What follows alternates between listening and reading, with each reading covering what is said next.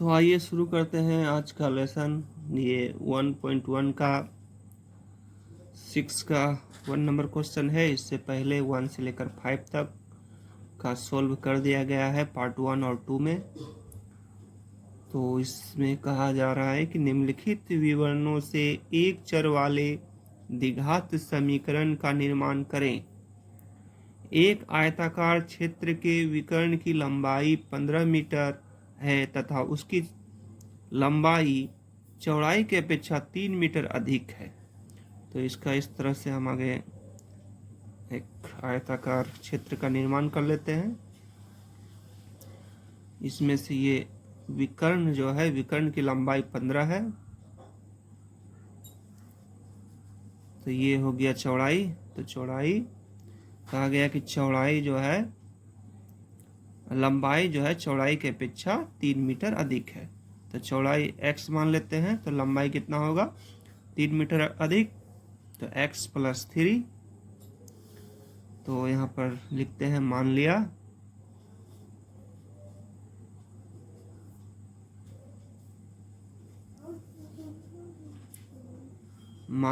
चौड़ाई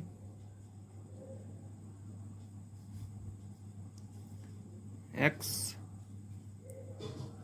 मीटर है, तो लंबाई कितना होगा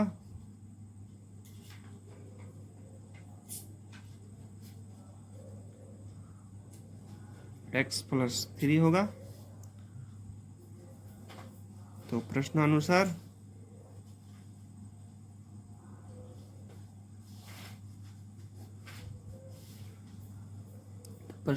इसको कर्ण स्क्वायर प्लस लंब स्क्वायर प्लस आधार स्क्वायर का फॉर्मूला में बनाते हैं। तो फॉर्मूला होता है कर्ण स्क्वायर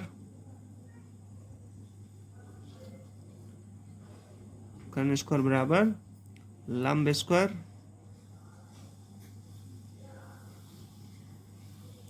प्लस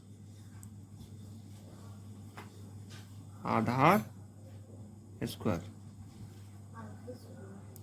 तो ये लंब कितना है x + 3 का स्क्वायर प्लस आधार कितना है, ये x है, और कर्ण कितना है 15 का स्क्वायर। तो इसका फॉर्मूला टूट जाएगा। तो a² + 2a ये हो गया, b का अर्थ 3 2ab प्लस b² यानी 3 का स्क्वायर प्लस x², ये x² यहाँ उतर गया, और इक्वल फिर 15 का स्क्वायर तोड़ेंगे तो आएगा 225। यहाँ पर स्क्वायर तोड़ दिए। अब इसका काम करेंगे, तो x का स्क्वायर तोड़ेंगे तो x² ही आएगा, ये आपस में गुना हो जाएगा। तो इसको आपस में गुना करेंगे तो आएगा 3 दूना 6, x प्लस 3 का स्क्वायर तोड़ेंगे तो आएगा 9 प्लस x² = 225। अब यहाँ पर ये दोनों ऐड हो जाएगा, तो इसका बगल में 1 रहता है, इसका बगल में 1 रहता है, तो 1 1 2x² प्लस 6x प्लस 9, और इसको इधर कर देंगे तो माइनस, ये प्लस है तो इधर आने से माइनस 225 = 0। अब यहाँ पर माइनस ये हो जाएगा, तो इसको माइनस करेंगे तो 2x² प्लस 6x प्लस, तो यहाँ पर जब इसको माइनस करेंगे तो आएगा 216 आएगा। तो इसमें से ये बड़ा है, इसलिए इसका चिन्ह यहाँ पर माइनस ही होगा, यहाँ पर इसका चिन्ह माइनस होगा = 0। अब इसमें से 2 कॉमन चला जाएगा, तो 2 कॉमन ले लेते हैं, एक्स, तो 2 कॉमन लिए तो यहाँ एक्स स्क्वायर बचा, 2 से इसमें भाग देंगे तो 3 आएगा 3x, और 2 से इसमें भाग देंगे तो 2 एकम 2 0, 2 8 16 इक्वल 0। अब यहाँ पर 2 जो है इससे 2 नॉट इक्वल टू 0, और फाइनल आंसर ये हो जाएगा। तो फाइनल आंसर यहाँ पर लिखेंगे x square plus 3x minus 108 equal 0। तो ये फाइनल आंसर हो गया, और ये एक चर वाले द्विघातीय समीकरण के रूप में आ गया। तो ये द्विघातीय समीकरण है, तो आंसर लिखेंगे यह एक चर वाले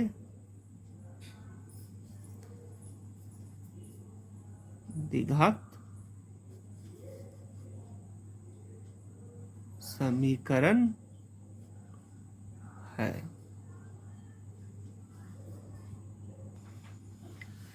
2 नंबर प्रश्न है, कोई व्यक्ति 80 रुपये में कुछ किलोग्राम चीनी खरीदा, यदि उसी रुपये में वे 4 किलोग्राम चीनी अधिक पाते तो चीनी की प्रति किलोग्राम दर 1 रुपया कम होती। तो इसका हम सोल्व किस तरह से करेंगे, तो यहाँ पर बोला कि कोई व्यक्ति 80 रुपया में कुछ किलोग्राम, तो कुछ किलोग्राम यहाँ पर नहीं दिया होगा कि कितना किलोग्राम चीनी वो खरीदा है। तो इसे हम मान लेंगे कि मान लिया कि वो 80 रुपया में 1 किलोग्राम चीनी खरीदा। तो यहाँ पर लिखते हैं कि मान लिया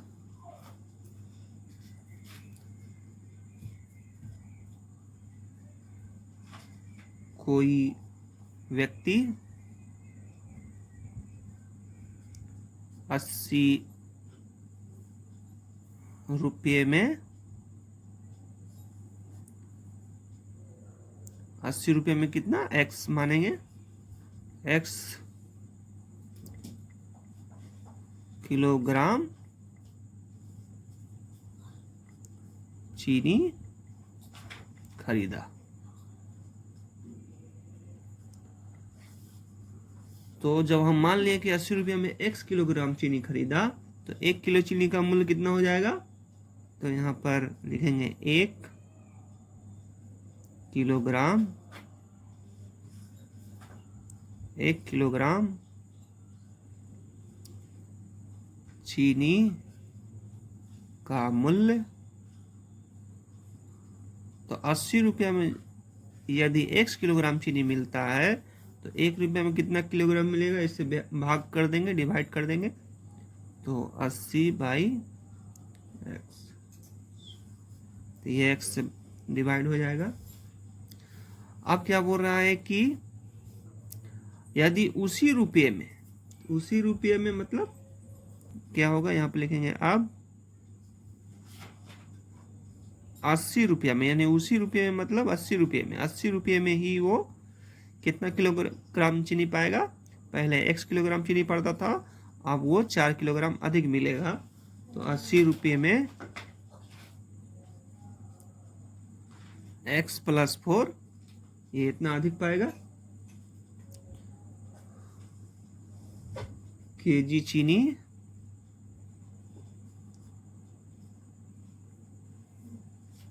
अधिक मिलेगा। अब जब 80 रुपया में इतना केजी चीनी अधिक मिलेगा, तो 1 केजी चीनी का मूल्य क्या हो जाएगा, तो 1 केजी चीनी का मूल्य, फिर इसमें से डिवाइड हो जाएगा, भाग चल जाएगा, ये 80 में से इसको भाग दे देंगे, 80 बाई यहाँ पर लिख देंगे x + 4। अब इसमें क्या बोल रहा है, पाता तो चीनी की प्रति किलोग्राम दर 1 रुपया कम हो जाती, तो 1 रुपया कम हो जाएगा। इसका मतलब हो गया कि प्रश्नानुसार, तो इसमें से क्या करेंगे कि पहले हमको इतना मूल्य है चीनी का दाम अभी इतना रुपया है, तो ये दोनों में से घटाएंगे तो 1 रुपया का अंतर पड़ेगा। तो इसलिए 80/x माइनस ये 80/x प्लस 4, तो दोनों का मूल्य में 1 रुपया का कमी आ जाएगा, 1 रुपया का कमी आ जाएगा। इसका हम सॉल्व कर लेंगे। तो इसमें से x और x प्लस 4 का एलसीएम निकालेंगे। तो इसका एलसीएम अर्थात लसा कितना आएगा, ये दोनों ही इस तरह से उतर जाएगा, इसका एलसीएम यही होगा। अब ये इसमें से भाग देंगे तो ये कट जाएगा और ये इससे इसमें गुना हो जाएगा। तो गुना हो जाने से 80 में x से गुना करेंगे तो आएगा 80x,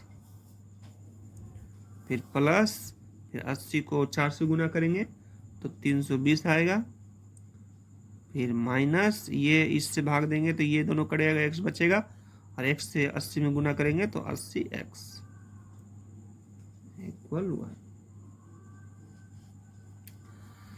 अब यहाँ पर ये दोनों जो है, यहाँ भी 80x है, यहाँ भी 80x है, एक तो प्लस में है एक तो माइनस में है, इसलिए कट हो जाएगा, बच जाएगा 320। तो यहाँ पर लिखेंगे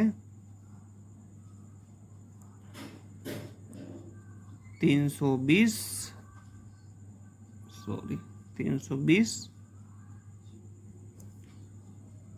तो 320 और इसको आपस में हम गुना कर देंगे तो x x में गुना हो जाएगा तो x स्क्वायर, और प्लस x से 4 में गुना हो जाए तो 4x इक्वल 1।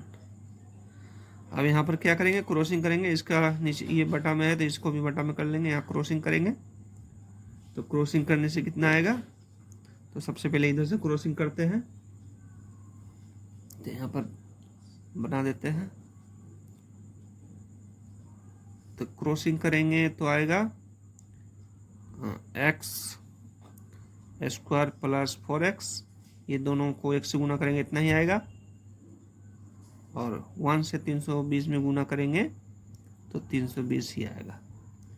अब 320 को इस साइड में ले आएंगे तो ये द्विघातीय समीकरण के रूप में आ जाएगा। 320 को इधर ले आएंगे तो माइनस 320 इक्वल 0। तो ये द्विघातीय समीकरण के रूप में आ गया है, हमको यही गठन करना था और यहाँ पर आंसर लिख देंगे। यह एक चर वाले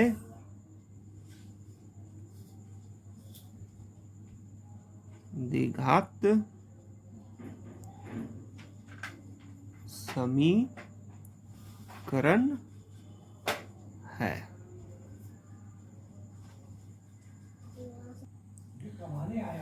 6 का 3 नंबर प्रश्न है, 2 स्टेशनों के बीच की दूरी 300 किलोमीटर है। एक रेलगाड़ी पहले स्टेशन से समान वेग से दूसरे स्टेशन की तरफ गई।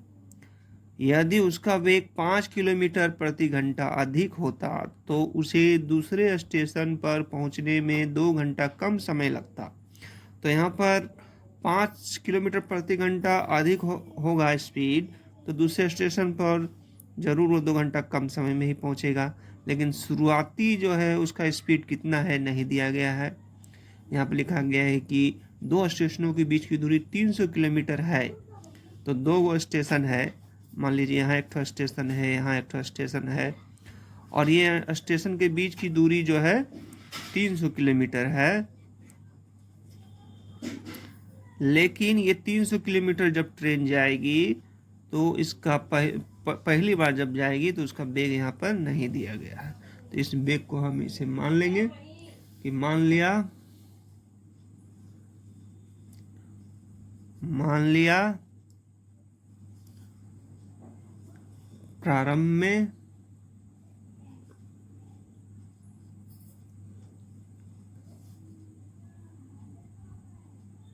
ट्रेन का वेग x किलोमीटर प्रति आवर है,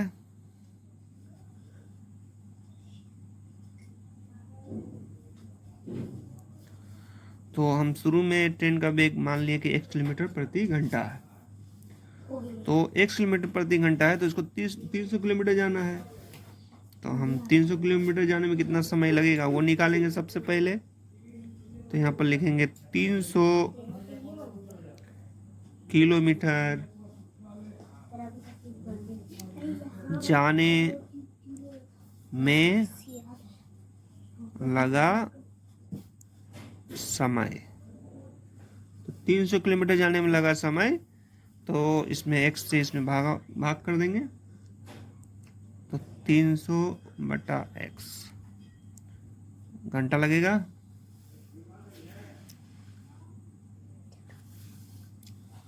अब ट्रेन का वेग क्या हो गया कि 5 किलोमीटर प्रति घंटा बढ़ गया।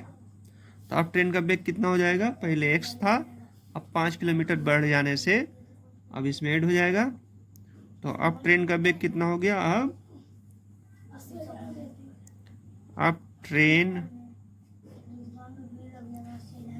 का वेग, अब ट्रेन का वेग 5 किलोमीटर बढ़ जाने के बाद इसका टोटल स्पीड हो जाएगा x + 5 किलोमीटर प्रति घंटा। अब जब स्पीड बढ़ गया, अब 300 किलोमीटर जाने में कितना समय लगेगा, तो फिर उसी तरह से करेंगे। 300 किलोमीटर जाने में अब समय लगेगा, तो कितना लगेगा अब समय, तो इसमें से फिर से उसी तरह से हम भाग दे देंगे x + 5 आवर लगेगा। अब प्रश्न अनुसार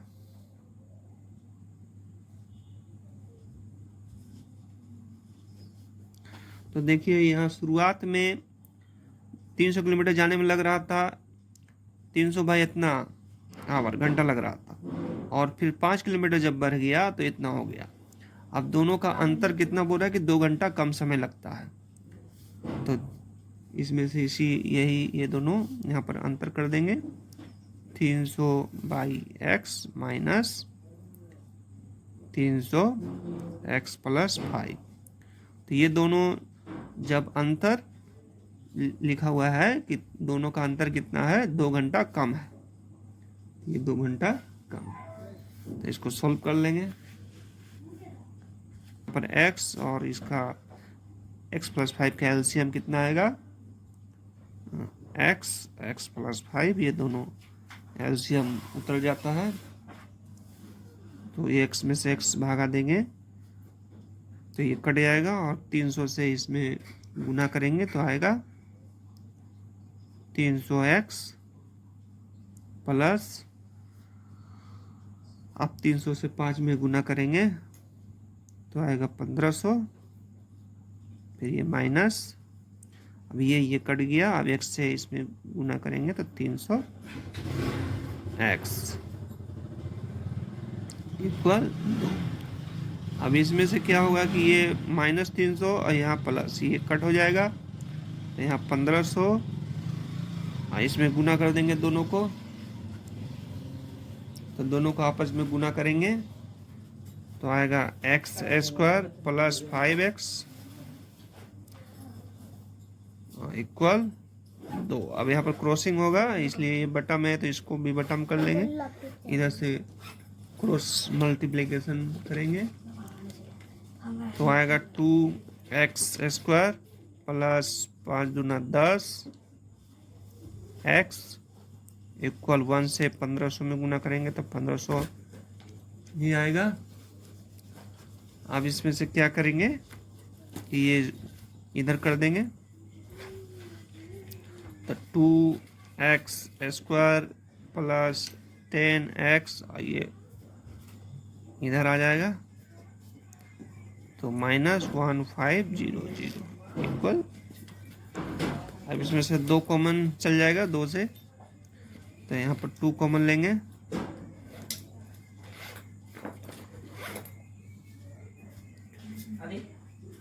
तो यहाँ पर 2 कॉमन ले लेते हैं, तो 2 कॉमन लेंगे तो यहाँ पर एक्स स्क्वायर आएगा, ये 2 से 2 में भाग दिए तो ये कट हो गया, यहाँ एक्स स्क्वायर प्लस 2 का से भागा देंगे 10 में तो 5 आएगा, और माइनस 2 से 1500 में भागा देंगे तो कितना आएगा, इसका आधा हो जाएगा तो 750 आएगा इक्वल 0। अब ये 2 नॉट इक्वल टू 0 हो जाएगा। अब यही फाइनल आंसर होगा, एक्स स्क्वायर प्लस 5x, तो यही फाइनल आंसर होगा x square plus 5x minus 750 equal 0। तो ये द्विघातीय समीकरण के रूप में है, तो यहाँ पर आंसर लिख देंगे, यह एक चर द्विघातीय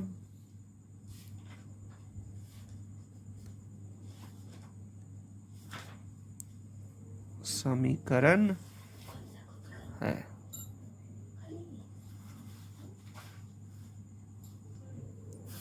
तो ये 6 का 4 नंबर है। प्रश्न है, कोई घड़ी विक्रेता 336 रुपये में कोई घड़ी विक्रय किया मतलब बेचा, सेल प्राइस। वह जितने रुपये में घड़ी खरीदा था उसे घड़ी विक्रय में उतना ही प्रतिशत लाभ हुआ, यानी जितना रुपये में घड़ी खरीदा था उसे घड़ी बेचने पर उतना ही प्रतिशत लाभ हुआ। तो इसको किस तरह से बनाएंगे, इसका 336 रुपया जो है उसका क्या है, सेल प्राइस है, यानी वो विक्रय किया है 336 रुपया में, लेकिन वो खरीदा कितना में है यहाँ पर नहीं दिया गया है, तो इसे हम मान लेंगे। तो यहाँ पर मान लेंगे कि मान लिया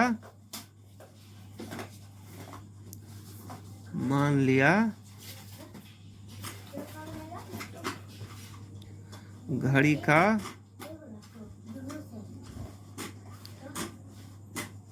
क्रय मूल्य मतलब कॉस्ट प्राइस, सीपी जिसको बोलते हैं, तो कितना है, x रुपया मान लेंगे।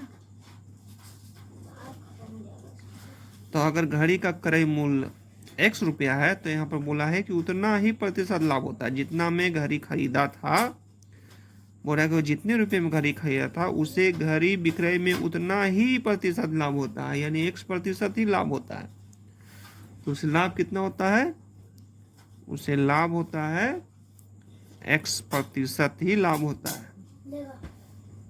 टोटल निकालेंगे कि लाभ प्रतिशत है, तो इसलिए लाभ कितना हुआ ये निकालेंगे। तो इसमें से हम क्रय मूल्य x है, तो x का कितना प्रतिशत, x प्रतिशत निकालेंगे, तो x प्रतिशत का हो जाएगा 100। तो इसका काम करेंगे तो हो जाएगा x को x से गुना हो जाएगा, तो यहाँ पर हो जाएगा x स्क्वायर बटा 100। तो इतना लाभ हुआ, और बेचा कितना में है, 336 रुपये में बेचा। तो प्रश्नानुसार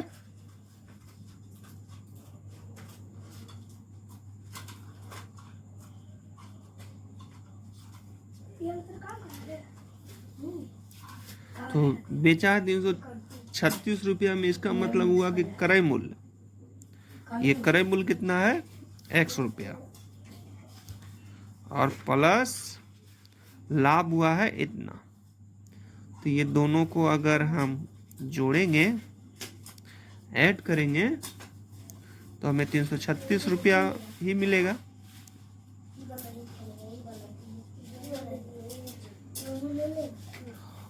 तो इसको हम सॉल्व कर देंगे, तो x का वैल्यू हमें, हालांकि हमको इसके द्विघातीय समीकरण के रूप में लिखना है, तो ये बटा में है तो इसको नीचे भी 1 लिख के बटा कर देंगे, और 1 और 100 का एलसीएम जो है, लसा जो है 100 आएगा, 1 से 100 में भाग देंगे 100 आएगा, 100 से x में गुना करेंगे तो 100x, 100 में भाग देंगे तो एक कट हो जाएगा और एक्स स्क्वायर 336। इसका तो यहाँ पर कोई काम नहीं है, आपस में ये जुटेगा नहीं क्योंकि इसमें एक्स है इसमें एक्स स्क्वायर है, इसलिए यहाँ पर क्रॉसिंग का काम हो जाएगा। इसको भी बटा में कर लेते हैं और क्रॉसिंग कर देंगे। तो एक से जो है ये दोनों में गुना करेंगे तो ये x को सबसे पहले लिख देते हैं द्विघातीय समीकरण सजाने के लिए एक्स स्क्वायर और प्लस इसको पीछे कर देते हैं और इसको इससे जब गुना करेंगे तो 336 लिख करके इसमें जितना जीरो है इसमें बैठा देंगे, गुना हो गया। अब इसको इस साइड में ले आएंगे, x square plus 100x minus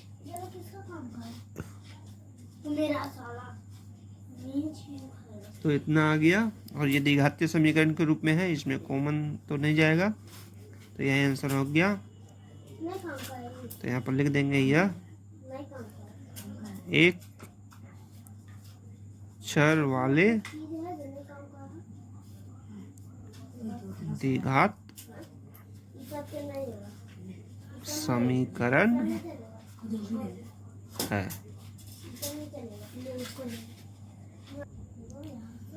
6 का 5 नंबर प्रश्न है, नदी के धारा का वेग 2 किलोमीटर प्रति घंटा होने पर रतन नाविक को नदी की धारा के अनुकूल 21 किलोमीटर जाने के बाद पुनः उसी प्रारंभिक जगह पर वापस आने में 10 घंटा समय लगा। तो यहाँ पर दिया गया है कि नदी के धारा का वेग 2 किलोमीटर है प्रति घंटा है और रतन क्या कर रहा है कि नाविक जो है वो नदी के धारा के अनुकूल मतलब जिस तरह से धारा चल रही है उधर ही जाने में 21 किलोमीटर जाने के बाद पुनः फिर वो प्रतिकूल में उसी प्रारंभिक जगह पर वापस जाता है तो 10 घंटा समय लगता है, यानी आने जाने में उसे 10 घंटा समय लगा। तो इसको हमको द्विघातीय समीकरण के रूप में दिखाना है। तो इसमें से धारा का वेग दिया गया है 2 किलोमीटर प्रति घंटा, नदी के धारा का वेग, लेकिन ये नाव का वेग कितना है ये नहीं दिया गया है कि नाव का वेग कितना है, तो वो नाव का वेग हम इसे मान लेते हैं। तो यहाँ पर लिखते हैं कि मान लिया स्थिर जल में, तो जल तो स्थिर होना चाहिए तभी ये नाव का वेग स्थिर जल में नाव का वेग x किलोमीटर प्रति घंटा है, x किलोमीटर प्रति घंटा है। तो मान लिया स्थिर जल में नाव का वेग कितना है, x किलोमीटर प्रति घंटा है। तो अनुकूल जब जाएगा यानी धारा जिस तरफ जा रही है नाव उधर ही जाएगा तो प्लस हो जाएगा 2 किलोमीटर उसमें प्लस हो जाएगा। तो लिखेंगे धारा के अनुकूल वेग, धारा के अनुकूल नाव का वेग। तो धारा के अनुकूल नाव का वेग कितना हो जाएगा, क्योंकि 2 किलोमीटर धारा उसको बहा कर ले जाएगी और नाव तो चलेगी ही, तो इसलिए इसमें ऐड हो जाएगा। तो x + 2, ये x क्या है, ये x है नाव का वेग और 2 किलोमीटर जो धारा उसको बहा के ले जाएगी, ये दोनों ऐड हो जाएगा। तो सब मिला करके ये जो भी है, अगर 1 रहता तो यह 3 किलोमीटर प्रति घंटा स्पीड हो जाता, लेकिन यहाँ x है। अब x का वैल्यू तो यहाँ निकालने नहीं बोला है, यहाँ पर तो द्विघातीय समीकरण बनाना है। अब प्रतिकूल कितना होगा, तब प्रतिकूल ये माइनस इसका अपोजिट हो जाएगा, यानी 2 किलोमीटर जब ये धारा का वेग है तो धारा के प्रतिकूल, तो 2 किलोमीटर तो विपरीत, उसे उल्टा जाने के लिए उसे मेहनत करना पड़ेगा थोड़ा। तो यहाँ पर लिखते हैं धारा के प्रतिकूल प्रतिकूल नाव का वेग। तो ये माइनस हो जाएगा क्योंकि विपरीत जाने में थोड़ा कष्ट पड़ेगा उसे। अब यहाँ पर लिखते हैं, देखिए ये अनुकूल वेग हो गया, प्रतिकूल वेग हुआ, और यहाँ पर बोला है कि 21 किलोमीटर जाने के बाद, 21 किलोमीटर जाता है, तो 21 किलोमीटर जाने के बाद, तो 21 किलोमीटर जाने में कितना समय लगेगा ये निकालना पड़ेगा। तो धारा के अनुकूल अगर 21 किलोमीटर जाएगा तो कितना लगेगा, तो लिखेंगे धारा के अनुकूल 21 किलोमीटर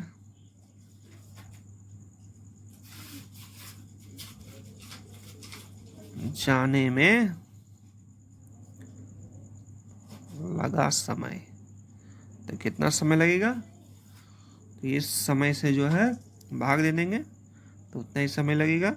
लिखेंगे 21/x+2, ये घंटा हो जाएगा।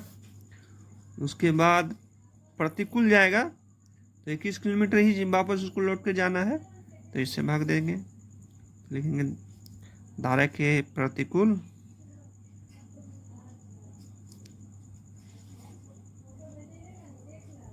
धारा के प्रतिकूल 21 किलोमीटर जाने में लगा समय। तो 21 बाई ये हो जाएगा 21-2। अब जो है जाने आने में कितना समय लग रहा, 10 घंटा समय लग रहा। तो प्रश्नानुसार ये दोनों मिलाकर के 10 किलोमीटर जाने आने में लगा समय हो जाएगा। तो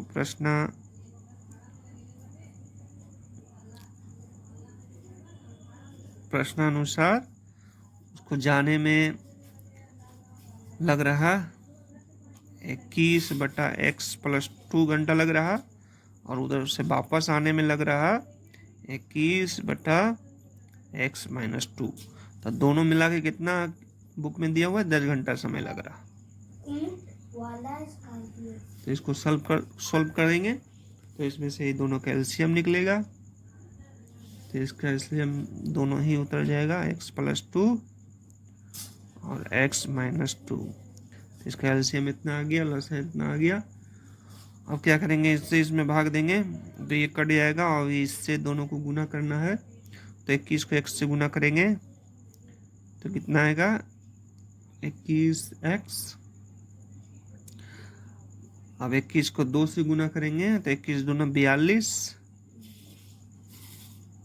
प्लस, अब ये देखिए इसमें दोनों से भागा देंगे तो ये कट जाएगा, ये बचेगा। अब 21 से x में गुना करना है तो आ जाएगा 21x, और 21 में 2 से गुना करना है तो 42 आ जाएगा इक्वल 10। तो इसमें से देखेंगे कि कौन कौन कट रहा। तो यहाँ पर 21x प्लस में है, ये भी प्लस में ही है, ये 42 माइनस में है, और ये 42 42 माइनस में है, एक 42 माइनस में है, 42 प्लस में कट जाएगा, ये दोनों ऐड हो जाएगा।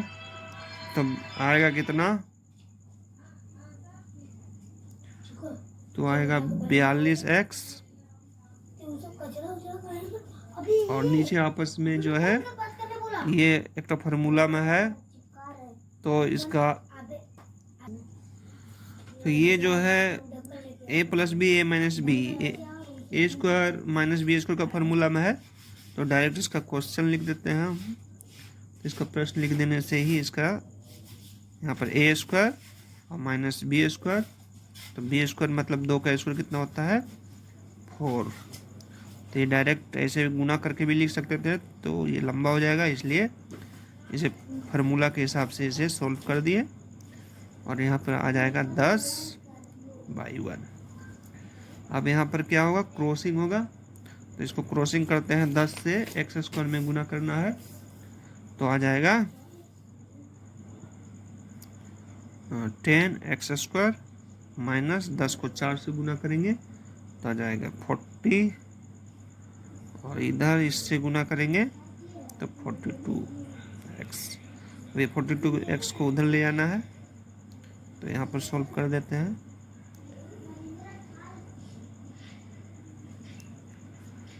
तो यहाँ पर आगे आ जाएगा 10x², ये यहाँ पर लिख दिए। फिर इसको उठा के उधर ले आएंगे तो आएगा 42x, और ये 40 जो है इधर ही था, इसलिए 40 रह जाएगा इधर ही, इक्वल 0।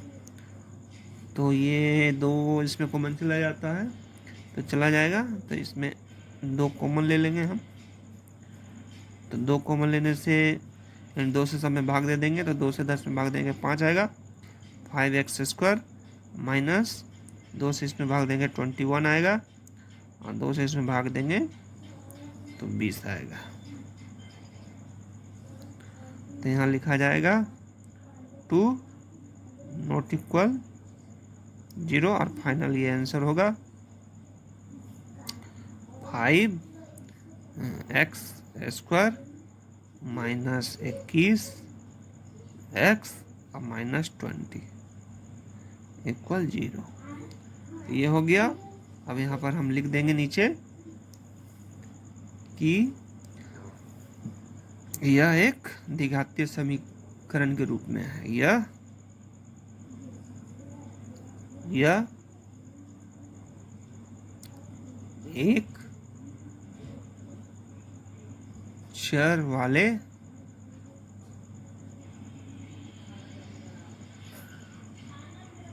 द्विघात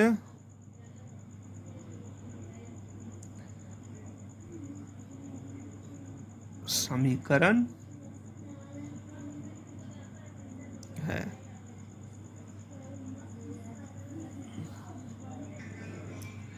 तो ये 6 का 6 प्रश्न है। हमारे घर के बगीचे की सफाई करने में महीम के अपेक्षा मस्जिद को 3 घंटा कम समय लगा। यानी महीम x अगर करेगा तो मस्जिद कितना में करेगा, उससे 3 घंटा कम समय में करेगा। फिर वे दोनों मिलकर उस काम को 2 घंटा में समाप्त कर लेते हैं। तो ये दोनों मिलकर के काम को समाप्त करते हैं। तो इसमें महीम जो है वो 1 घंटा में कितना काम करता है तो वो निकालना पड़ेगा। आगे सबसे पहले निकालना पड़ेगा कि महीम कितना घंटा काम करता है, वो नहीं दिया गया है, तो वो हम सबसे पहले मान लेते हैं कि मान लिया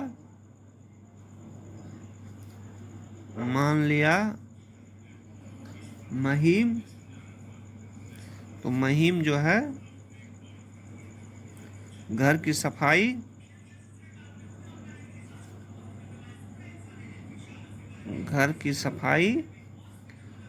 x घंटा में करता है, x घंटे में करता है। तो अगर महीम x घंटा में करता है तो मस्जिद कितना में करता है, तो महीम के अपेक्षा 3 घंटा कम समय लेता है। तो महीम कितना में करेगा, 3 घंटा, इससे 3 घंटा कम समय लेगा। तो मस्जिद जो है कितना घंटा लेगा, तो 3 घंटा, इससे 3 घंटा कम समय। लिखेंगे मस्जिद को घर की सफाई करने में x-3 घंटा लगेगा। तो अब दोनों का हम काम निकालेंगे कि 1 घंटा में ये कितना करेगा, 1 घंटा में कितना करेगा। उसके बाद वो दोनों मिल करके बोल रहा है कि 2 घंटे में उसे समाप्त कर देगा। तो दोनों का काम हमको निकालना है कि ये 1 घंटा में कितना काम करेगा। तो सबसे पहले हम निकालते हैं ये महीम का 1 घंटा में कितना काम करेगा। लिखेंगे, इसलिए महीम का 1 घंटा का काम। तो महिम का 1 घंटे का काम कितना हो जाएगा? तो 1/x हो जाएगा, क्योंकि 1 घंटा है और सफाई करने में जो है वो x घंटा लगा रहा है, इससे भाग चल जाएगा। तो 1 घंटा का काम हो जाएगा 1/x। उसी तरह से मस्जिद का भी 1 घंटे में काम निकाल लेंगे कि ये 1 घंटा में कितना करेगा। तो लिख देंगे मस्जिद का 1 घंटे का काम। तो मस्जिद का 1 घंटे का काम, इसका भी हो जाएगा 1/, इससे भाग चल जाएगा 1 - 3, ये आ गया। तो इसका 1 घंटा का काम इतना है, इसका 1 घंटा का काम इतना हो गया। अब हम यहाँ पर देखें कि ये 2 घंटा दोनों मिल के काम करेगा, तो 2 घंटा समय लगा रहा। तो सबसे पहले ये 1 घंटा में इतना काम किया, ये 1 घंटा में इतना काम किया, तो दोनों मिला करके 1 घंटा में कितना काम किया। तो दोनों मिलकर 1 घंटे में काम किया, तो दोनों को ऐड कर देंगे। तो दोनों का 2 घंटे का काम दोनों से ये काम से मल्टीप्लाई हो जाएगा। अब प्रश्नानुसार क्या हो जाएगा कि ये जो 2 घंटा जो काम, ये जो 2 घंटे का काम इतना है, वो टोटल कितना काम करेगा? पूरा 1 काम करेगा। तो 1/x + 1/x - 3 ये पूरा उतार देंगे, और टोटल कितना काम करेगा? 1 काम करेगा। अब इसका हम पूरा काम कर देंगे। तो ये क्या हो जाएगा? इसका एलसीएम निकलेगा। एलसीएम निकालने से पहले क्या करेंगे कि ये 2 को उस साइड में कर देते हैं, तो ठीक रहेगा। तो यहाँ 1/x + 1x - 3 ये उतारे, ये 2 को इसमें बटा कर देते हैं, तो सुविधा होगा यहाँ पर। तो ये दोनों का एलसीएम कितना आएगा? उतना ही आएगा, दोनों उतर जाएगा। x में x से भाग दिए, ये कट गया, इसको इससे मल्टीप्लाई करेंगे, x - 3 आएगा। और ये इसमें भाग दिए, ये कट गया, x बचा, x को 1 से गुना करेंगे, x ही आएगा। और ये जिस तरह से है उस तरह से उतर जाएगा। और यहाँ पर +x और यहाँ पर प्लस है, तो ये दोनों ऐड हो जाएगा। तो x को जोड़ेंगे तो आएगा 2x - 3, इसमें आपस में गुना कर देंगे। तो x में x से गुना हो जाएगा x², x में 3 से गुना हो जाएगा, तो प्लस माइनस माइनस 3x। ये जैसा है वैसे उतार देंगे। अब यहाँ पर क्रॉसिंग का काम करेंगे, तो 1 से सबसे पहले इधर क्रॉसिंग कर देते हैं, x² - 3x। 1 से ये दोनों को गुना करेंगे तो इतना ही आएगा। 2 से ये दोनों को करेंगे तो आएगा 2x - 3,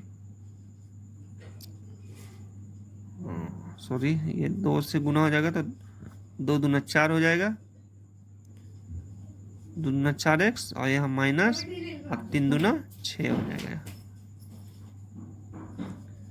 तो इतना आ गया। और इसमें से क्या करेंगे, इसको द्विघातीय समीकरण के रूप में सजाना है, सबको उस साइड में ले आएंगे। तो x² माइनस ये -3x, 4 जो इधर आ जाएगा, तो ये भी -4x हो जाएगा, ये भी उधर जाएगा, तो +6 = 0। अब ये दोनों माइनस है आपस में, माइनस माइनस प्लस हो जाएगा, तो इसमें ऐड कर देंगे, लेकिन साइन जो है माइनस का ही रहेगा क्योंकि ये 4 बड़ा है। तो यहाँ पर 7x हो जाएगा +6 = 0। तो इसमें तो कॉमन नहीं जाएगा, इसलिए ये द्विघातीय समीकरण के रूप में है। तो लिख देंगे यहाँ फाइनल आंसर, या एक चर वाले द्विघात समीकरण है। तो ये 6 का 7 नंबर है। किसी दो अंकों की संख्या में इकाई का अंक दहाई के अंक की अपेक्षा 6 अधिक है तथा दोनों अंकों का गुणनफल संख्या से 12 कम है। तो यहाँ पर दहाई का अंक बोला है कि संख्या में दहाई का अंक इकाई के अंक के अपेक्षा 6 अधिक है। तो मान लिया जाए कि दहाई का अंक x है, तो इकाई का अंक कितना हो जाएगा, x + 6, यानी 6 अधिक बोला है तो x + 6 हो जाएगा। तो यहाँ पर सोल्व करते हैं कि लिखते हैं कि माना दहाई का अंक जो है x है, तो मान लिया कि दहाई का अंक x है, तो दहाई का अंक अगर x मान लेते हैं तो वो यहाँ पर इकाई का अंक कितना हो जाएगा, तो इकाई का अंक तो दहाई से 6 अधिक हो जाएगा तो x + 6 हो जाएगा। अतः संख्या सबसे पहले निकालना होगा कि संख्या कितना आएगा। तो यहाँ पर दहाई का अंक ये है, तो दहाई में 10 से इसको गुना करना पड़ेगा तो 10x, ये दहाई, और इकाई का अंक कौन है, ये दोनों साथ मिलाकर इकाई है, तो ये इकाई हो गया। तो इसको संख्या आपस में कितना हो जाएगा, ये 10 और 1 11x + 6 इतना आएगा अंक, ये इतना अंक आया। अब बोला है कि दोनों का गुणनफल, तो दोनों का गुणनफल करते हैं। तो यहाँ x और x + 6 दोनों का गुणनफल, तो दोनों का गुणनफल कितना होगा, तो दोनों अंकों का गुणनफल संख्या से 12 कम है। तो संख्या से 12 कम है यानी इससे जो है वो 12 कम होगा। ये जो संख्या आया है इससे 12 कम हो जाएगा, तो ये होगा।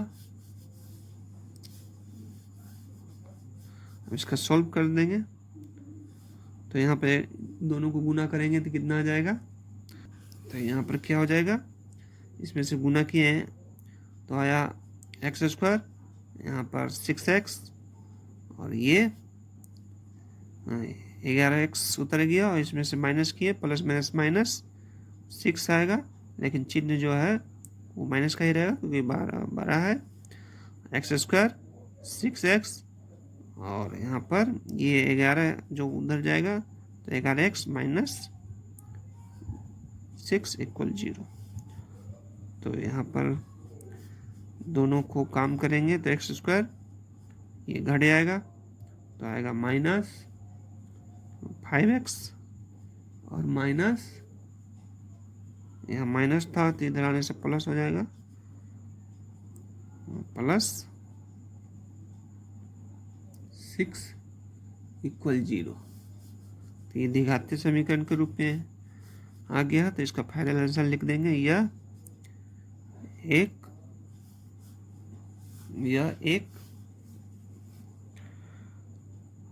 चर वाले द्विघात समीकरण है।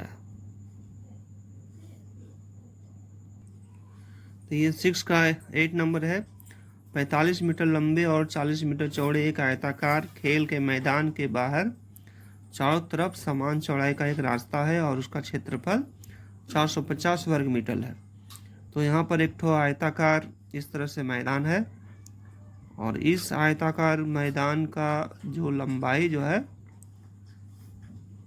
45 मीटर लंबा, यानी 45 मीटर ये लंबाई है, और चौड़ाई जो है ये 40 मीटर है। तो इसके बाहर समान चौड़ाई का रास्ता है, ये समान चौड़ाई का रास्ता है। इस रास्ते का क्षेत्रफल, ये जो रास्ता है इस रास्ते का क्षेत्रफल टोटल कितना है 450 है इस रास्ते का क्षेत्रफल, ये 450 दिया गया। तो इसको द्विघातीय समीकरण के रूप में लिखना है। तो सबसे पहले ये अंदर एरिया जो है इसका हम क्षेत्रफल निकालेंगे। तो आगे मैदान की लंबाई कितना है वो लिखेंगे। तो मैदान की लंबाई 45 मीटर और चौड़ाई कितनी है 40 मीटर है। तो इसका क्षेत्रफल कितना होगा, तो आपस में दोनों को गुना कर देंगे। लंबाई गुने चौड़ाई इसका फॉर्मूला होता है। तो मैदान का क्षेत्रफल कितना हो जाएगा 45 × 40। तो इसको आपस में गुना करेंगे तो आएगा 1800 मीटर वर्ग मीटर इसका क्षेत्रफल हो गया, इस एरिया का क्षेत्रफल हो गया। अब माना रास्ते की चौड़ाई, ये रास्ता का चौड़ाई कितना है हमको नहीं मालूम है, तो इसको मान लेना पड़ेगा कि x है। तो माना रास्ते की चौड़ाई x मीटर है।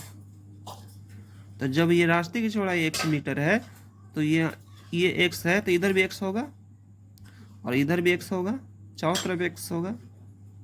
तो यहाँ x मीटर 2x मीटर हो जाएगा।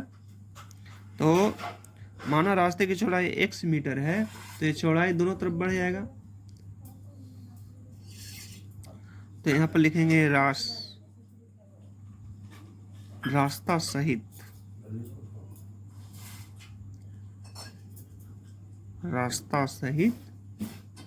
मैदान की लंबाई।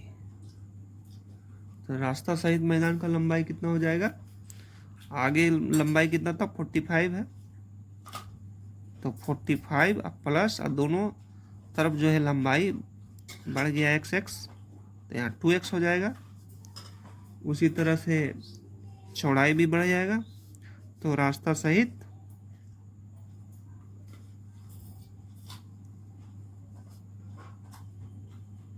मैदान की चौड़ाई, तो रास्ता सहित मैदान का चौड़ाई भी बढ़ जाएगा 40 + 2x। अब रास्ता सहित मैदान का क्षेत्रफल निकाल लेंगे, ये पूरा एरिया का क्षेत्रफल निकाल लेंगे। तो रास्ता सहित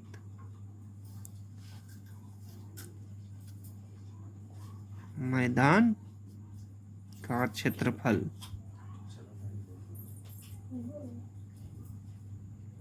तो रास्ता सहित मैदान का क्षेत्रफल ये दोनों आपस में मल्टीप्लाई हो जाएगा, गुना हो जाएगा 45 + 2x और 40 + 2x। ये आपस में गुना कर देने से ही इसका क्षेत्रफल निकल जाएगा। अब ये क्षेत्रफल निकल चुका है, ये रास्ता सहित क्षेत्रफल इतना है और यहाँ पर मैदान का क्षेत्रफल हम सिर्फ निकाले है इतना। अब दोनों का अंतर कितना पड़ेगा उसका, जब दोनों का अंतर करेंगे तो ये रास्ता का चौड़ाई का जो है क्षेत्रफल निकल जाएगा। तो यहाँ पर प्रश्न अनुसार लिखेंगे।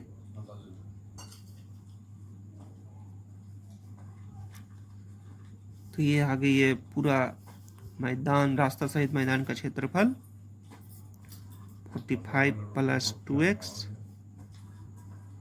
40 + 2x में से अगर हम माइनस कर देते हैं ये इस अंदर वाले ये आयताकार क्षेत्र का, तो हमको ये रास्ता का क्षेत्रफल निकल जाएगा। तो रास्ता का क्षेत्रफल कितना आ जाएगा, इतना आ जाएगा। तो इसका आप काम कर देते हैं, इसको आपस में मल्टीप्लाई कर लेंगे तो कितना आ जाएगा, तो 45 को 40 से गुना करेंगे तो आएगा 1800 प्लस ये आ जाएगा 170 x plus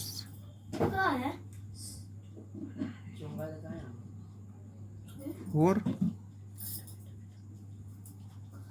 x square minus, दोनों को आपस में गुना करने से इतना आएगा। इसको अंदर कर देते हैं।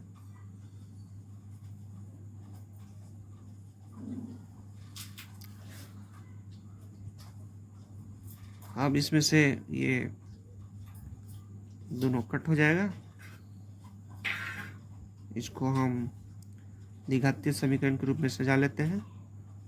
4x square plus 170x minus 450 equal 0। इसमें 2 कॉमन चला जाएगा तो यहाँ पर आ जाएगा 2x square plus 85x minus 225, इसका आधा इतना हो जाएगा 0। यहाँ पर लिखेंगे 2 not equal to 0। Final answer ये हो जाएगा 2x square plus 85x minus 225 equal 0। ये द्विघातीय समीकरण के रूप में है तो यहाँ पर आंसर लिख लेंगे। यह